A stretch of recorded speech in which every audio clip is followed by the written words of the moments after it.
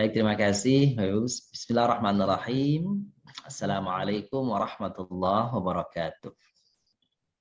Waalaikumsalam. Alhamdulillah, wassalatu wassalamu ala rasulillah wa ala alihi wa sahbihi mawala. Asyhadu an la ilaha illallah wahdahu la syarika la wa asyhadu anna nabiyyana Muhammadan abduhu wa rasuluh.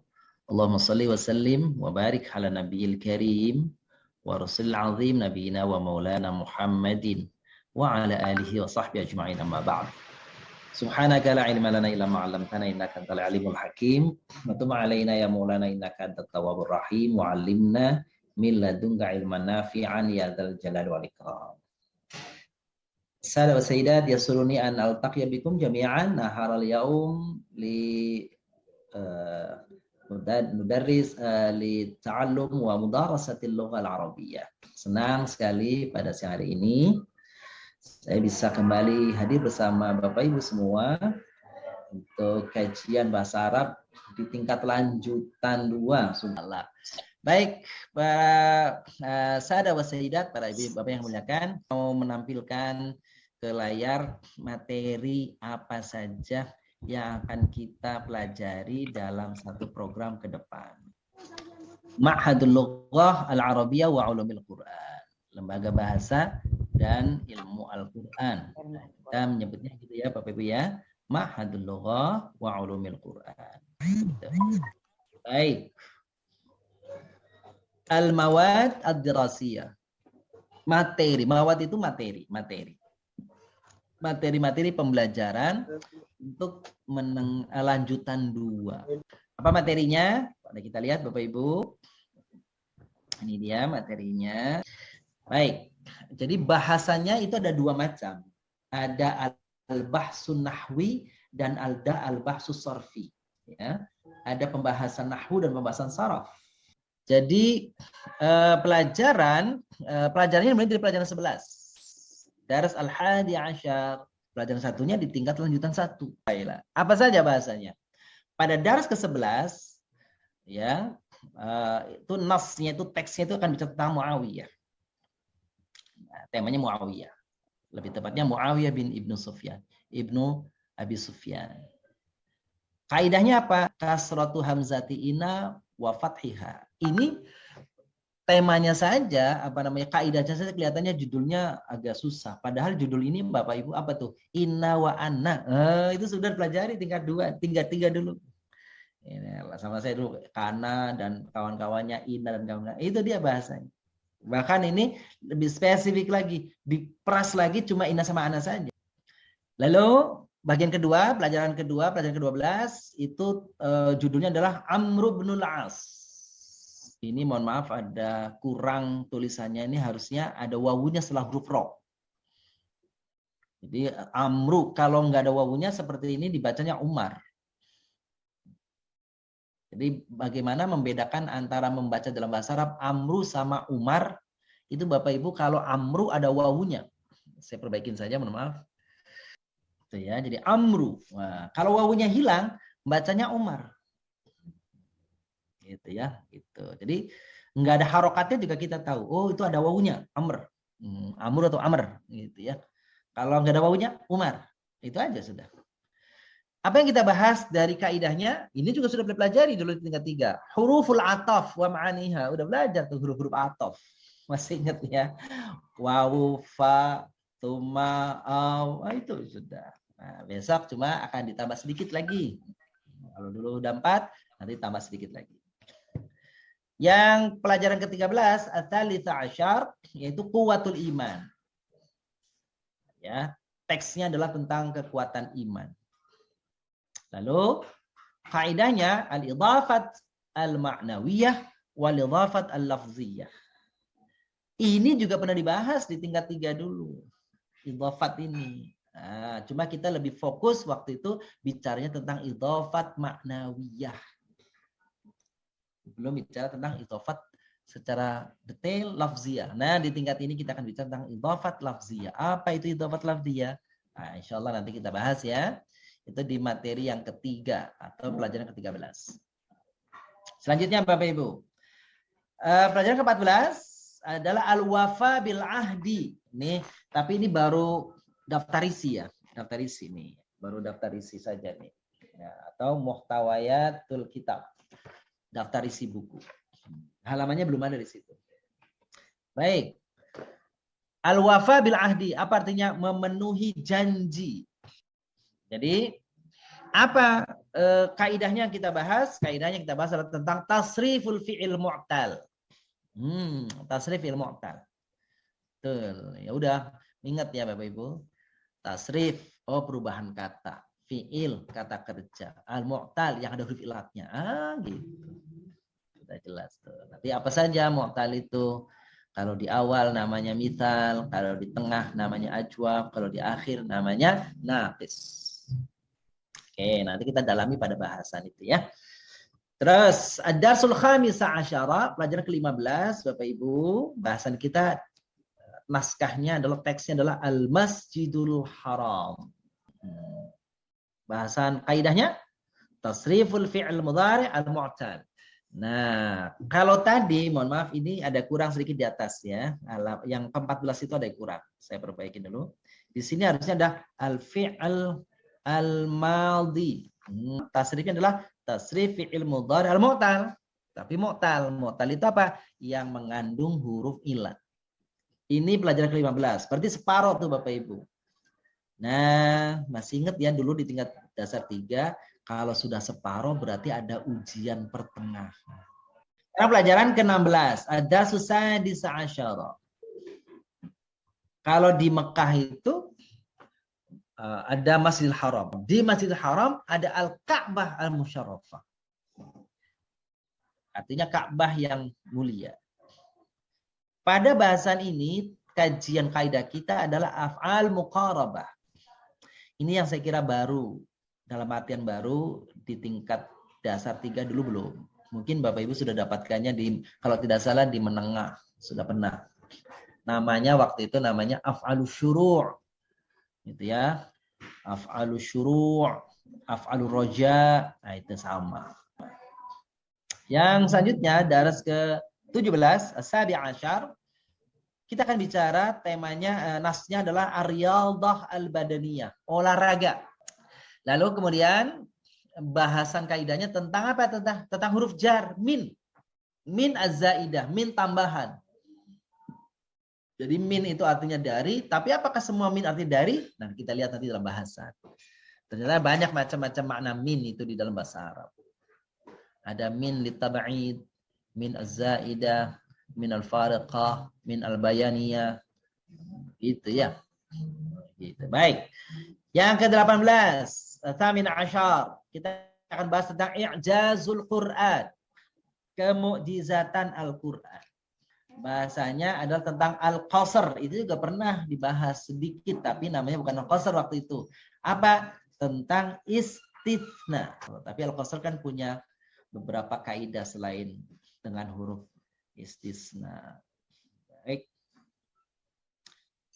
Yang selanjutnya ke-19. Kita temanya atau naskahnya adalah Iyas bin Muawiyah al-Muzni. Nama orang ini. Kaidahnya al-majrurat. Isim-isim yang dalam keadaan majrur. Atau dengan bahasa lain, isim itu majrur oleh karena apa saja sih? Oleh huruf jar, majrur karena dia itu mudhaf ilaih, majrur karena dia itu na'at, majrur bisa karena dia itu badal, majrur bisa karena dia ma'tuf. Pelajaran ke-20 itu Bapak Ibu, naskahnya tentang hafru zamzam. Artinya menggali sumur zamzam. Hafr, menggali. Ya, Bapak Ibu masih ingat nggak? Ada doa kalau mensalatkan salat jenazah. Ya, apa misalnya? Begini doanya nih, petikannya gini Bapak Ibu nih. Allahumma ghfir al-mauta indal qabri bi syafa'ati Rasulillah sallallahu alaihi wasallam. Allahumma ij'al qabrahu raudhatan min riyadil jinan. Ya Allah, jadikanlah kuburannya adalah bagian taman di antara taman-taman surga. Nah, ini selanjutnya nih. Wala taj'al qabrahu, dan jangan kau jadikan ya Allah qabrahu, kuburannya, hufratan, lubang, galian, min hufarin niran, daripada lubang-lubang neraka. Jadi hafar atau hafar itu artinya galian atau lubang. Nah, hafru zamzam artinya melubangi air zamzam, sumurnya bukan air zamzamnya, sumur zamzam, atau menggali sumur zamzam.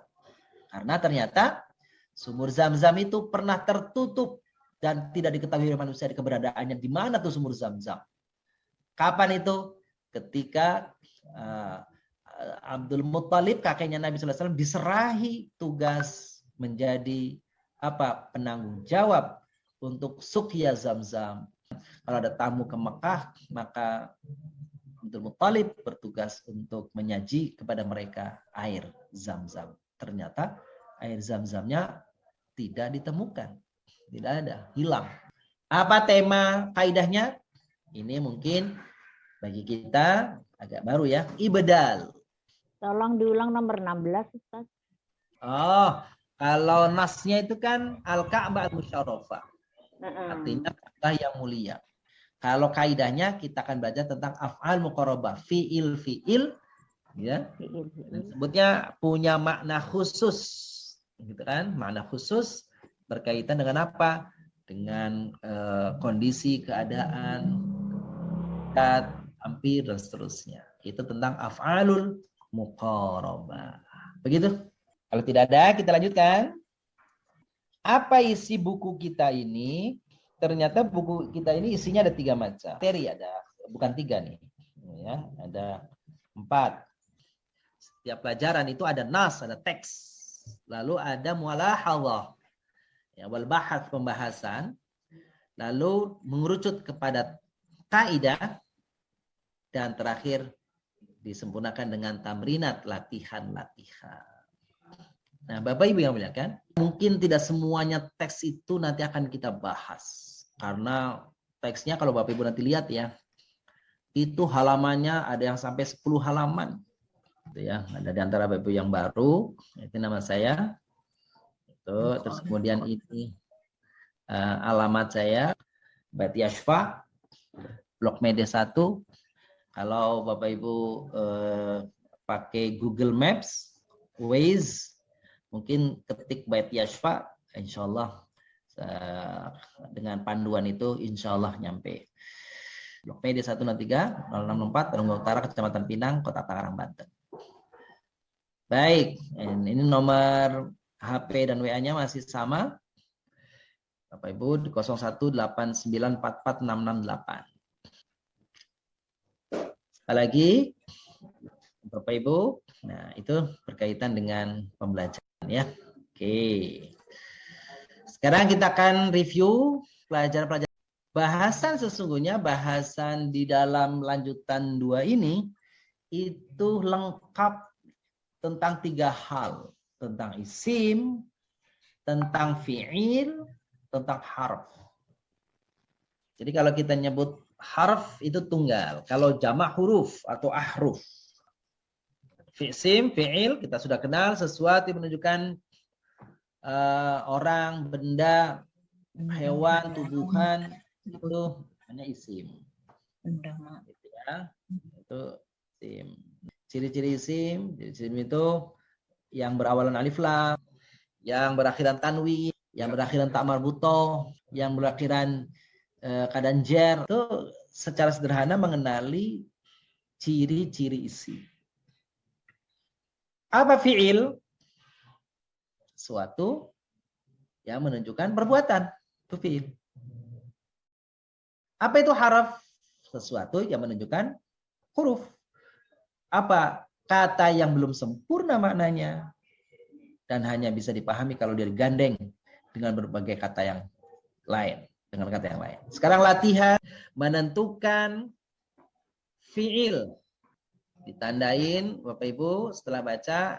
Di nomor 1 ada berapa fi'il, nomor 2 berapa fi'il, nomor 3 berapa fi'il, yang nomor 4 berapa fi'il. Gini Bapak Ibu, memahami isim sama fi'il ya. itu ternyata nggak cukup dari makna. Nah, kadang-kadang kita terkecoh ketika menentukan ini isim atau fiil itu dari makna, dari arti maksud saya. Maka harus dipadu, digabung antara pemahaman makna sama pemahaman tentang isim fiil itu sendiri. Coba Bapak Ibu masih ingat nggak? Tadi ciri-ciri isim. Isim itu tandanya awalannya alif, Alif lam.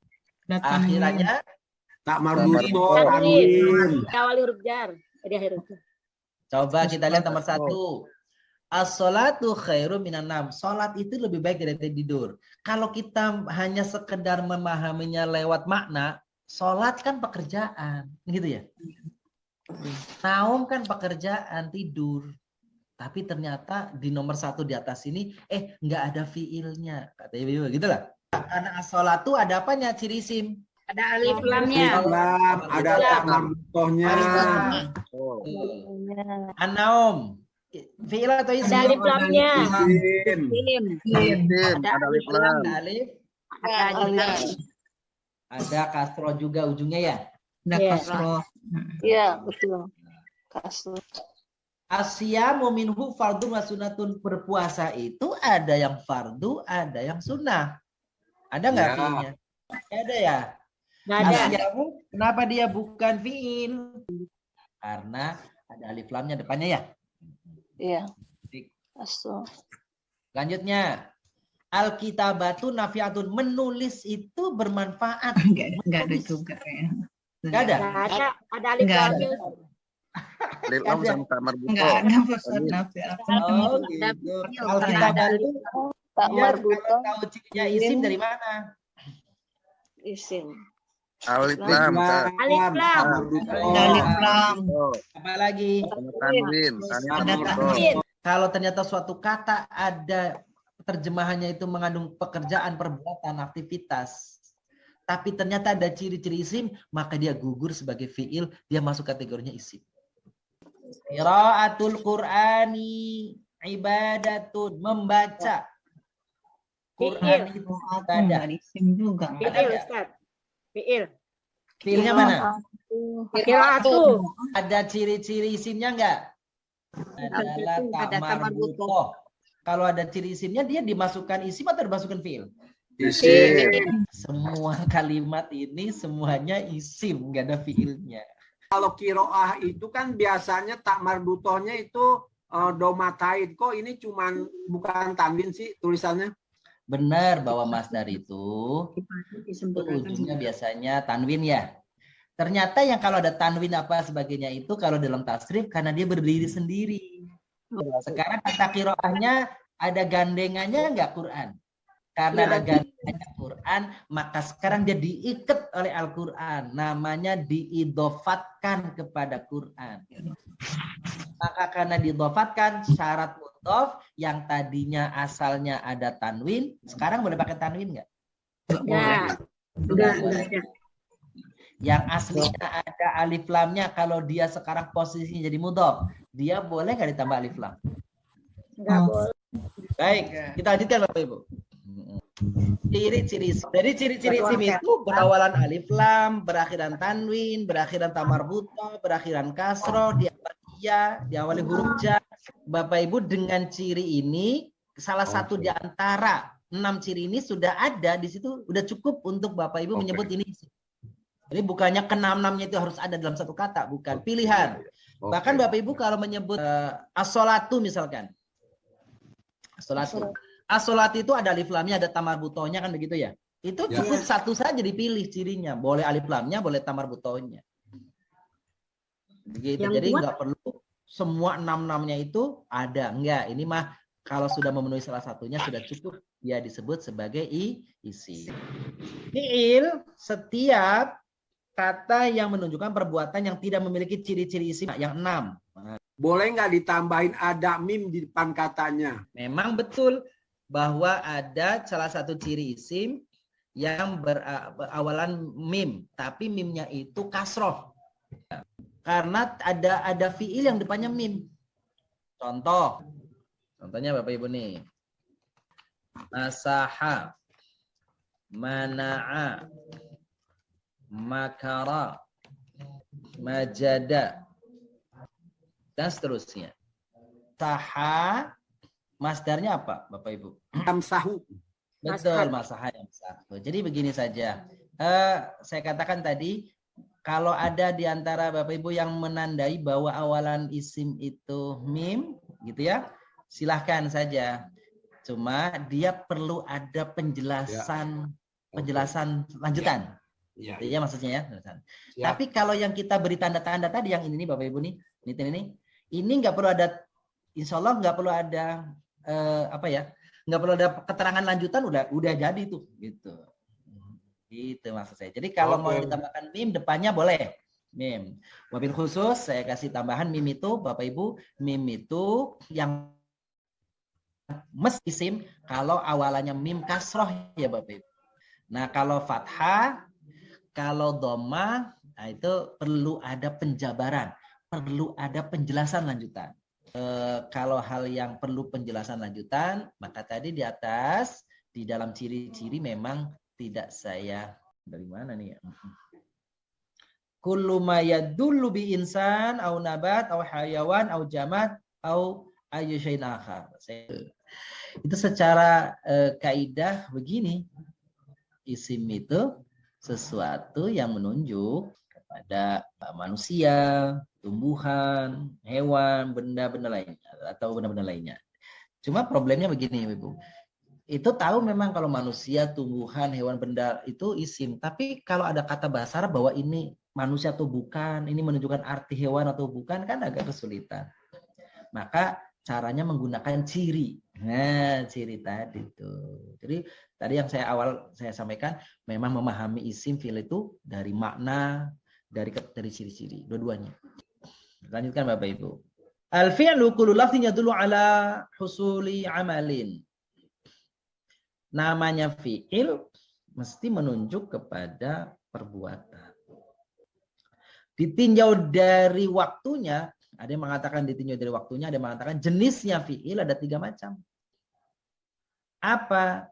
Ya fi'il madhi, fi'il mudhari, fi'il amr.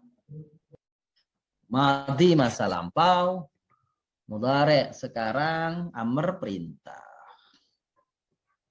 Al-fi'l ditinjau, fi'il ditinjau dari apakah fi'il di dalam kalimat membutuhkan objek atau tidak, maka fi'il dibagi menjadi 2 bagian.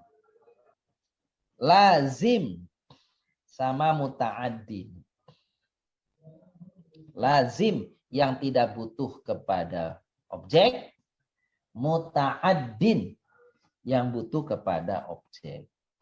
Gitu Bapak Ibu. Ayo kita kasih contoh ya. Kalau dalam bahasa Indonesia itu kalau yang butuh objek namanya transitif ya. Transitif. Kalau yang tidak butuh objek namanya tak transitif atau intransitif. Jadi lazim itu intransitif. Yang muta'addi contohnya nih Bapak Ibu nih. Syariba. Akala. Nadhara. Minum kan pasti ada yang diminum. Apa yang diminum kan gitu. Objeknya itu dia. Makan. Apa yang dimakan kan ada. Nadhara. Siapa yang dilihat atau apa yang dilihat. Nah kalau lazim itu tidak butuh objek. Contohnya Bapak Ibu. Koma. Masya. Nama. Ini tidak butuh objek. Kalau berdiri, ya nggak ada berdiri gimana? Nggak ada. Berbeda kalau Bapak Ibu menyebutnya mendirikan. Itu beda lagi. Kalau mendirikan ada objeknya. Tapi kalau berdiri, nggak ada. Kalau katakan berdiri di atas lantai, maka di atas lantai itu bukan objek, itu keterangan. Gitu ya. Masya berjalan. Berjalan apa? Nggak ada berjalan. Berjalan di mana? Itu keterangan. Nama tidur. Tidur di mana? Kan gitu. Jadi nggak ada objeknya. Baik. Lanjutkan. Ini dia contoh fi'il muta'addi dan lazim. Sekarang bahasan fi'il dari sudut pandang kuwatul huruf. Kuwatul huruf itu berarti fi'il huruf-huruf fi'ilnya itu huruf-huruf yang terdiri dari huruf yang kuat atau huruf yang lemah. Maksudnya apa? Huruf yang lemah itu fiil yang di dalamnya ada huruf penyakitnya, ada huruf ilatnya. Itu namanya huruf fiil yang dari sisi kerangka, bukan dari sisi arti ya. Dari sisi kerangka huruf-hurufnya lemah tuh fiil. Namanya fiil mu'tal. Fiil yang memiliki huruf-huruf ilat. Gitu. Kalau yang tidak ada huruf ilat, maka namanya fiil sahih. Sahih namanya. Gitu. Itu istilah ya. Jangan bilang huruf benar, nggak ada. Istilah tuh ya. Baik, coba latihan Bapak Ibu nih. Tentukan fiil-fiil yang dari sebelah kanan sebelah kiri ini yang termasuk fiil-fiil mu'tal. Silakan. Yang sebelah kanan dulu nih. Termasuk fiil-fiil mu'tal sebelah kanan. Saya akan kasih tanda ya merah ya Bapak Ibu ya. 1 amiyah, 2 laqiyah, 3 sarwa, ya. 4 waqara. Yang sebelah kiri mu'tal mana saja? Wa'ada, ala, saro. Ustaz mau nanya, beda kan ilat itu alif, waw, ya. Nah, Ya, kalau ya. yang terakhir kiri itu kan saro ada iya apa alif bengkok sih itu sebenarnya? Jadi kalau ya nyebutnya ya atau alif bengkok sama saja ya. Maksudnya jadi yang penting ada huruf ilatnya maka dia namanya mu'tal. Mau alifnya tegak, mau alifnya bengkok sama dia. Gitu ya. Seperti saro. Itu kan Saro. alifnya alif bengkok ya namanya ya. Ya. Alif layinah. Layinah. Sementara ala itu kan alifnya alif apa lazimah tegak ya. Sama saja yang penting pokoknya ada alif wawiyah dia tetap masuk kategorinya adalah mu'tal. Gitu. Ya Bapak Ibu. Iya. Nah yang sering keliru adalah saru mungkin ya. Itu hamzah. Seperti sebelah kanan. Sa'ala itu ada beberapa ibu bapak tadi yang memasukkan sa'ala itu pada mu'tal padahal bukan mu'tal. Iya betul Ustadz. Itu mahmus ya Ustadz. Afala itu ada hamzahnya. Qoro'a ada hamzahnya. Beda nggak antara sa'ala, afala, qoro'a? Beda, ya tentu beda artinya. Maksudnya bukan artinya.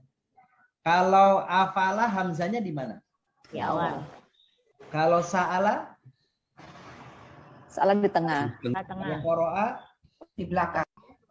Nih, saya kasih cara menang. Ini jenis-jenis mahmuz yang di depan. Afala, amina.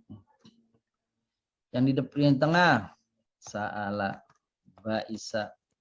Yang di akhir, qoro'a. Yang di ujung namanya mahmuz lam. Ain, fa. Jadi mahmuz lam, maksud ain, mahmuz fa. Itu tentang jenis mahmuz. Apa disebut kalimat itu mahmuz? Disebut mahmuz manakala ada huruf hamzah baik di awal, di tengah maupun di akhir. Kalau di awal, namanya di awal nih hamzahnya afala namanya mahmuz fa. Kalau di tengah mahmuz ain, di ujung mahmuz lam. Jadi antara hamzah sama alif itu perbedaannya apa? Begini Bapak Ibu. Kalau ada alif itu penanda kalau di alif itu tidak berharokat. Itu selama-lama namanya alif tuh. Apa fungsi alif? Lil mad. Dalam bahasa tajwid lil mad, untuk membaca panjang saja. Koma. Itu berarti alif. Tapi kalau Bapak Ibu bunyi a i u maka namanya bukan lagi alif, namanya hamzah. Tidak barokah. Entah hamzanya ditulis di atas alif, entah hamzanya ditulis di atas wawu, atau hamzanya ditulis di atas ya atau di bawah ya, sama tetap namanya hamzah. Gitu. Tetap aja hamzah. Kebetulan tulisannya di sini di atas alif semua, kan gitu ya. Salah. Ya. Riba Isa itu ada di atas kayak di atas niber ya. Kata orang sini namanya di atas gigi. Gitu. Baik. Ini mukadimah saja Bapak Ibu, mohon maaf. Prinsipnya begini, yassiru wala tu'assiru. Begitu dalam agama. Bikin mudah aja, jangan dibikin susah kan gitu. Jadi begini Bapak Ibu. Wazan itu dibagi dua macam. Ada wazan qiyasi, ada wazan simai. Ada pola-pola yang baku itu mah udah cukup polanya saja udah selesai. Itu. Yang mungkin yang saya tangkap dari beliau nih Pak Norfiar itu ketika menyangkut fiil-fiil yang ternyata berubah-ubah. Itu namanya simai Pak, pendengaran. Nah di situ memang kita perlu kalau di situ nggak cuma beliau Pak Novia, sama kita semua, saya juga kalau baru ketemu bang susah, itu sama. Jadi kalau pola-pola yang udah baku, udah polanya saja dihafal, udah selesai, apa saja diterap di situ jadi. Tapi ternyata ada pola-pola yang tidak cetakan, yang cetakannya berubah-ubah, itu namanya simai.